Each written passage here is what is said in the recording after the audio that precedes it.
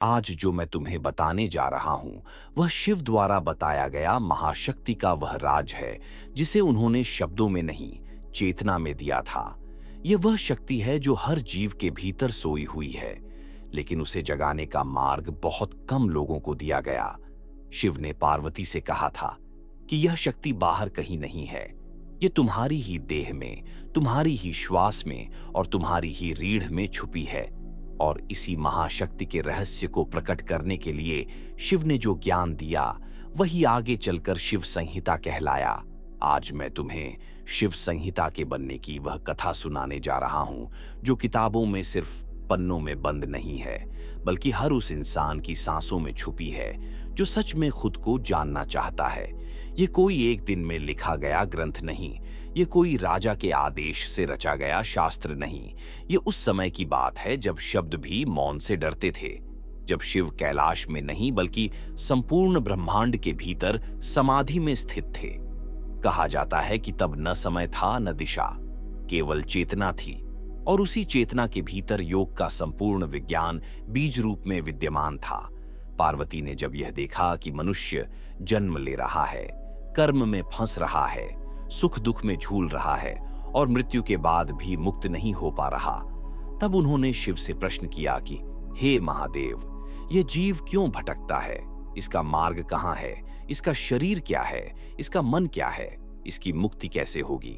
और तब शिव ने उत्तर दिया कि यह ज्ञान साधारण नहीं है, यह वह अग्नि है जो योग्य को प्रकाश देगी और अयोग्य को जला देगी। फिर भी करुणा के कारण शिव ने योग का वह गूढ़ विज्ञान पार्वती को सुनाया। यह संवाद कोई सामान्य संवाद नहीं था, यह चेतना से चेतना का मिलन था। यह वही संवाद था जो आगे चलकर शिव संहिता कहलाया। शिव संहिता का जन्म किसी लेखनी से नहीं बल्कि समाधि से हुआ। ऋषियों ने इसे सुना नहीं बल्कि अनुभव किया। उन्होंने अपने भीतर नाड़ियों की गति देखी, प्राण के प्रवाह को जाना, कुंडलिनी की सुप्त अवस्था को महसूस किया, और जब वह जागी तो उन्होंने वही सत्य शब्दों में ढाला। शिव संहिता का निर्माण इसीलिए धीरे धीरे हुआ। युगों तक यह ज्ञान केवल मौखिक परंपरा में रहा। गुरु अपने योग्य शिष्य को ही इसका एक अंश देता था, क्योंकि शिव ने स्पष्ट कहा था कि यह ज्ञान बाजार की वस्तु नहीं है। इसमें शरीर को मंदिर माना गया, रीढ़ को मेरुदंड नहीं बल्कि ब्रह्मांड की धुरी कहा गया। शिव संहिता बताती है कि मानव शरीर में 72,000 नाड़ियां हैं, जिनमें से अधिकांश निष्क्रिय रहती हैं। जब तक साधक संयम, आहार, ब्रह्मचर्य और साधना से उन्हें शुद्ध नहीं करता। इड्डा चंद्र की नाड़ी है, पिंगला सूर्य की नाड़ी है और सुषुम्ना वह मार्ग है जहां शिव स्वयं निवास करते हैं। शिव संहिता का मूल उद्देश्य आसन सिखाना नहीं बल्कि यह बताना है कि शरीर कैसे ब्रह्म का द्वार बनता है। इसमें कहा गया कि बिना गुरु के प्राणायाम करना विष पीने जैसा है, बिना वैराग्य के कुंडलिनी जगाना पागलपन है। इसलिए इस ग्रंथ में हर विधि के साथ चेतावनी भी दी गई है। समय बीतता गया, कलयुग आया, मनुष्य बाहरी शक्ति में उलझ गया। तब कुछ सिद्ध योगियों ने अनुभव किया कि अगर यह ज्ञान लुप्त हो गया तो मानव केवल देह बनकर रह जाएगा। तब उन्होंने शिव संहिता को ग्रंथ रूप में संकलित किया। ऐसा माना जाता है कि इसका अंतिम संकलन मध्यकाल के आसपास हुआ, लेकिन इसकी भाषा में वैदिक, तांत्रिक और नाथ परंपरा तीनों की झलक मिलती है। इसलिए विद्वान कहते हैं कि यह एक व्यक्ति का नहीं बल्कि अनेक सिद्धों की चेतना का संगम है। शिव संहिता में 5 अध्याय बताए जाते हैं। पहले में शरीर और तत्वों का वर्णन है, दूसरे में प्राण और नाड़ी विज्ञान, तीसरे में मुद्रा और बंध, चौथे में ध्यान और पांचवें में समाधि। लेकिन जो इसे केवल अध्याय मानता है वह इसका मर्म नहीं समझता। यह 5 अवस्थाएं हैं साधक की यात्रा की। शिव संहिता कहती है कि साधना दिखाने की चीज नहीं है। जो साधक सिद्धि दिखाता है वह पतन की ओर है। इसमें स्पष्ट लिखा है कि सिद्धियां मार्ग में आने वाले पत्थर हैं, लक्ष्य नहीं। शिव संहिता का सबसे गहरा रहस्य यह है कि शिव बाहर कहीं नहीं बैठा, वह तुम्हारी रीढ़ में सोया हुआ है। जब साधक श्वास को सूक्ष्म करता है, मन को स्थिर करता है और अहंकार को गलाता है, तब वही शिव भीतर से जागता है। इस ग्रंथ के बनने के पीछे कोई धर्म विस्तार नहीं था, कोई संप्रदाय नहीं था, केवल यह करुणा थी कि मनुष्य स्वयं को पहचान सके, इसलिए इसे गुप्त रखा गया।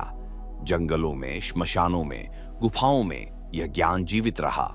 नाथ योगियों ने इसे अपने प्राणों की तरह संभाला, क्योंकि शिव संहिता यह भी कहती है कि जो इसे पढ़कर अहंकारी बनता है वह योगी नहीं, और जो इसे पढ़कर मौन हो जाता है वही इसका अधिकारी है। आज जब लोग इसे किताब की तरह पढ़ते हैं तो उन्हें लगता है यह कठिन है, लेकिन सच यह है कि यह ग्रंथ पढ़ने के लिए नहीं, जिया जाने के लिए है। जब साधक सुबह श्वास पर ध्यान करता है, आहार में संयम रखता है, काम, क्रोध और लोभ को देखता है, उसी क्षण शिव संहिता जीवित हो जाती है। यह ग्रंथ हर युग में नए रूप में प्रकट होता है। जब भी कोई इंसान भीतर झांकने का साहस करता है, शिव संहिता का जन्म वहीं हो जाता है। यही कारण है कि यह ग्रंथ आज भी उतना ही प्रासंगिक है जितना हजारों वर्ष पहले था, और यही शिव संहिता के बनने की वास्तविक कथा है, न लिखे जाने की बल्कि जागृत होने की। अब मैं तुम्हें वह मार्ग बता रहा हूं जो स्वयं शिव ने महाशक्ति को जागृत करने के लिए बताया था। यह कोई कल्पना नहीं, कोई चमत्कार नहीं, बल्कि शरीर, श्वास और चेतना का सीधा विज्ञान है। शिव ने कहा था कि सिद्धि पाने की जल्दी मत करो, क्योंकि सिद्धि लक्ष्य नहीं है, वह तो ध्यान की छाया है। जब ध्यान गहरा होता है तो सिद्धियां अपने आप प्रकट होती हैं। सबसे पहले शिव ने साधक को तैयार करने की बात कही। उन्होंने कहा कि जब तक जीवन शुद्ध नहीं होगा तब तक शक्ति धारण नहीं हो सकती। इसलिए साधक को दिन की शुरुआत शांति से करनी चाहिए। सूर्योदय के बाद स्नान करके शरीर को हल्का रखना चाहिए। भोजन सादा, कम और सात्विक होना चाहिए। अधिक नमक, नशा, अत्यधिक काम और वासनाओं से दूरी आवश्यक है। फिर शिव ने आसन बताया। उन्होंने कहा कि आसन आराम के लिए नहीं बल्कि स्थिरता के लिए है। ऐसा आसन चुनो जिसमें शरीर बिना हिले लंबे समय तक बैठ सके। रीढ़ सीधी हो, गर्दन और सिर एक रेखा में हो, आंखें बंद हों और जीभ हल्की ऊपर तालू से लगी हो। फिर शिव ने श्वास का रहस्य बताया। उन्होंने कहा कि श्वास ही वह द्वार है जिससे शक्ति भीतर जाती है। साधक को पहले केवल श्वास को देखना चाहिए, न उसे बदलना है न रोकना है। बस यह अनुभव करना है कि श्वास नासिका से भीतर जा रही है और बाहर आ रही है। कुछ समय बाद श्वास अपने आप सूक्ष्म होने लगेगी। तब शिव ने इड़ा और पिंगला को संतुलित करने का उपाय बताया। उन्होंने कहा कि जब श्वास दोनों नासिकाओं से समान रूप से बहने लगे तभी साधना आगे बढ़ानी चाहिए। इसके लिए साधक को धीरे धीरे गहरी श्वास लेनी है और उतनी ही धीमी गति से छोड़नी है। किसी भी प्रकार का बल नहीं लगाना है। फिर शिव ने सुषुम्ना का रहस्य बताया। उन्होंने कहा कि जब मन शांत होता है और श्वास स्थिर होती है तब सुषुम्ना स्वतः जागृत होती है। यह कोई जबरदस्ती से नहीं खुलती। फिर साधक को ध्यान को रीढ़ के मध्य लाना है, मूलाधार से सहस्रार तक।